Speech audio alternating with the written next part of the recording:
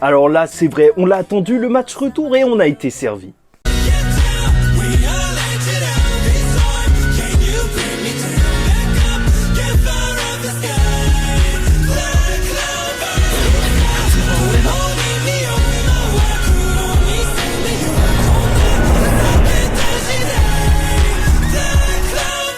Mesdames et messieurs, ici Chad et on se retrouve aujourd'hui pour la review du chapitre 296 de Black Clover. On arrive bientôt au chapitre 300 et ça va juste être énorme. La sainte princesse Valkyrie. Ça y est, Noël, elle est dans sa nouvelle forme et faut dire que dès le début, ça annonce du lourd. Megicula a un mauvais pressentiment. Enfin, Vanica, voilà, tu connais, elles sont un petit peu tout le temps ensemble. Le sanctuaire est un état débordant de mana, d'après la légende qui a écrit sur les pages. Donc, n'oubliez pas de les regarder de temps en temps parce que oui, c'est assez intéressant. Donc voilà, c'est vraiment un état où voilà, le mana coule vraiment à flot. Et donc Vanica, dès le début, elle va lancer sa bande de monstres de sang sur Noël. Et Noël, en fait, vraiment toujours très belles images de Tabata à chaque fois qu'il fait ça, parce qu'il le fait assez souvent, même avec Yuno, vu qu'il se déplace vite. Bah, t'as ces images où le personnage, en fait, où on va voir des images rémanentes de lui-même pour montrer son mouvement, entre guillemets, où il attaque à plusieurs endroits. Il faut dire que c'est une très belle case et même que tout le chapitre globalement a de très belles cases de combat, mais je trouve vraiment que c'est typique de Tabata, ce genre de case. Bref, voilà, on sent vraiment le mouvement, l'impact, c'est séquentialisé et c'est juste excellent. Et bon, les monstres sont anéantis. Vanica voit qu'elle a fait énormément de progrès, Noël, et ça lui fait plaisir, vu que c'est littéralement une psychopathe. Et c'est vrai que durant ce chapitre, elle va être contente, mais elle va un petit peu déchanter. On va en apprendre beaucoup plus sur toute l'histoire d'Acier.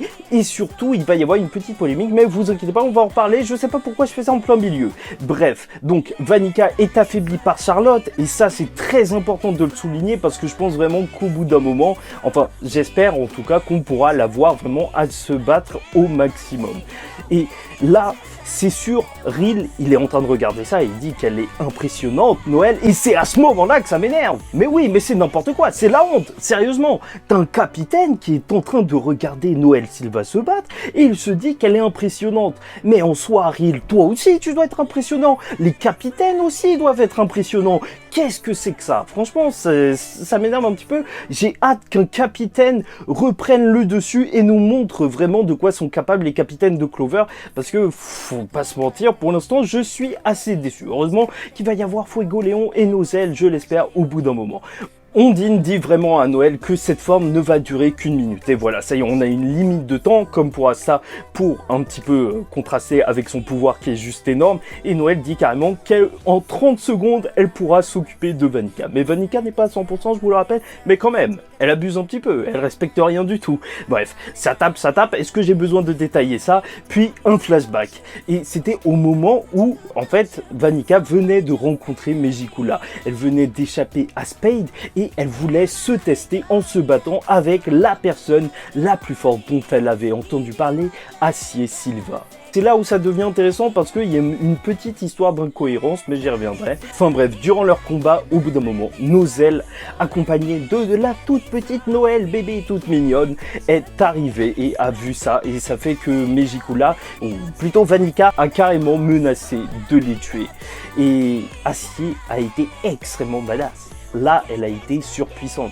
Elle s'est énervée. Et je trouve ça cool de la part de Tabata de souligner ça, parce que à travers le personnage de Vanica, donc c'est misogyne, mais sans être entièrement misogyne, c'est juste une remarque comme ça. Mais elle se dit, ouais, t'es forte, mais t'as des enfants. Pourquoi t'as fait ça? Comme si en fait, avoir des enfants, ça baissait ta puissance, parce que tu es une femme. Et non, je te dis non.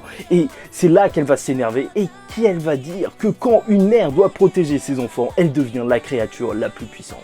Et croyez-moi, elle l'a fait, elle a percé Vanica. Il faut dire que la famille Silva ne cesse de trouer cette petite Vanica et qu'au bout d'un moment, il faudra que ça s'arrête. Bref, malheureusement, elle a été maudite par Vanica à ce moment-là, enfin plutôt par le pouvoir de Megicula, et elle a dû s'enfuir. C'est vrai que jusque-là, en fait, la plupart des gens dans la communauté pensaient que Noël, en fait, elle était née et que quand elle était née, bah, sa mère était déjà maudite et c'est à ce moment-là qu'elle est décédée. Sauf que voilà, là ça vient tout remettre en perspective parce que Noël est bien présente. Ça, c'est sûr et certain. Et au final, pourquoi ça? Bah déjà, il faut se dire que c'est vrai que Nozel nous l'avait expliqué grâce à Dorothée et tout, qui avait emmené dès le début de l'introduction de l'arc Spade Dorothy, dans le monde des rêves, où justement Nozel pouvait parler, et il y avait eu l'explication que en fait il ne pouvait pas parler de ces événements à cause de la malédiction, et c'est donc pour ça en fait au final qu'il doit être vraiment traumatisé et qu'il voulait pas du tout dès le début de la série que Noël se devienne un chevalier mage, parce que c'est vrai que vu qu'il a vu sa mère se battre et se faire tuer par un démon juste devant lui quand il était enfant, c'est sûr que t'as pas trop envie de ça pour ta petite sœur, tu vois, c'est compréhensible. Et voilà, son frère et sa sœur, c'est normal aussi qu'ils en veulent à Noël, parce que eux, ils ont juste eu la grosse version où en fait... non, c'est pas normal du tout, mais voilà, où leur mère, elle est morte en donnant la vie à Noël. Mais voilà, c'est vrai qu'il y a toute une histoire de complot un petit peu bizarre, mais tout ça, c'est dû normalement à la malédiction. Et par contre, il y a beaucoup de gens qui soulignent le fait que Mereoleona, durant un épisode,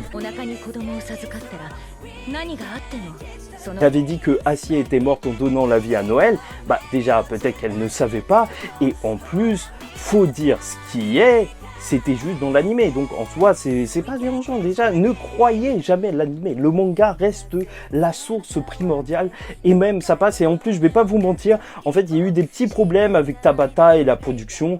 Si tu veux, en fait le studio il voulait même pas donner le vrai âge de Acier, parce que Acier elle était censée avoir Nozel à 18 ans, mais en fait lui ont rajouté 5 ans, je sais pas, peut-être parce que ça passait pas. Bref, voilà, ça c'est des histoires entre l'animé et l'animé, mais nous on reste sur le manga, sur la version pure. Bref, voilà, ça y est, on sort du flashback. Vanica est juste contente de pouvoir continuer ce combat, ce magnifique combat, et c'est exactement la scène inverse qu'on avait vue au royaume de Heart.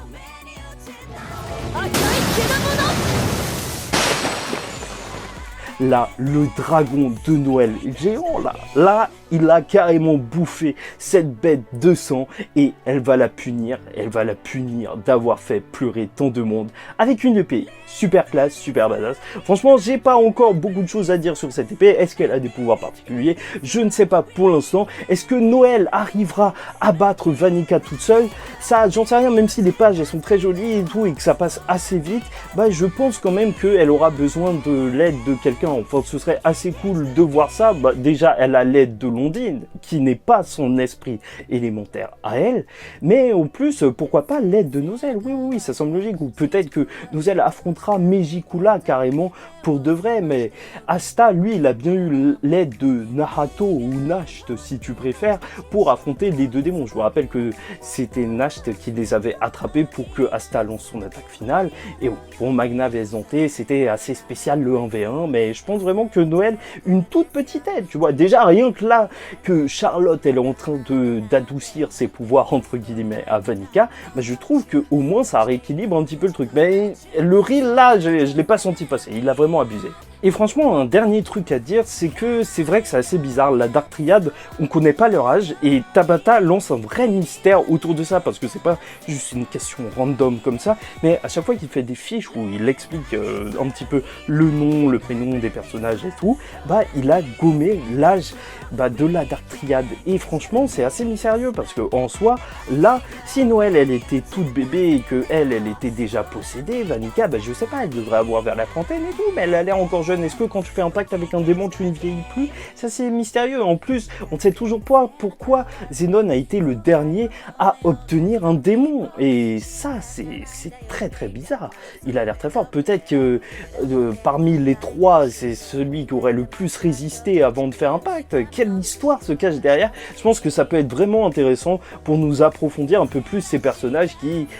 c'est vrai, manque d'approfondissement, et ce serait vraiment intéressant, enfin surtout comparé aux elfes qui étaient vraiment très très bien approfondis. Bref, voilà tout pour moi, j'espère que vous avez apprécié cette vidéo. En tout cas, c'était un plaisir pour moi de vous la faire. N'hésitez pas à liker, disliker si ça ne vous a pas plu, n'hésitez pas à commenter, me donner votre avis sur la puissance de Noël qui franchement éclate tout. Là, ce chapitre, c'était du pur kiff niveau combat. On est un petit peu triste de ne pas voir ça en animation, mais quel kiff! Kaké, franchement, c'est assez rare de voir ça et je pense que tous les fans de Noël doivent être ravis et même ceux qui sont pas fans. N'hésitez pas à vous abonner si vous êtes fan de Black Clover parce qu'on en parle vraiment chaque semaine quand ça sort. C'est vrai que, voilà, j'ai l'impression que ça fait des plombes, mais... Voilà, ça fait un petit moment. Et d'ailleurs, petite mise à jour par rapport à la théorie sur Yami. En fait, je pense vraiment que maintenant que, et vous me l'avez fait remarquer en commentaire, donc je vous remercie, qu'il tenait en fait Asta, non pas le katana de Yami, mais Drainda. Et c'est vrai que ça change un peu tout, mais même, dans tous les cas, si c'est un hommage à Berserk, c'est vrai que c'est étrange tout de même qu'il n'ait pas son épée, Dispelda, carrément, bah oui, parce que c'est l'épée qui fait référence directement à Berserk. Et Drainda, ça symbolise quoi? Bah pour moi, c'est vraiment... Drainda, c'est l'épée d'un capitaine limite, hein, vraiment, sans rigoler, d'un chef, parce que comme... Justement, Lich te l'avait fait avec la colère des elfes, elle réunit le mana, elle peut réunir le mana pour lancer une attaque de tout le monde. Asta avait pris la magie de Noël au bout d'un moment, au tout début de la série, pour lancer une attaque d'eau avec.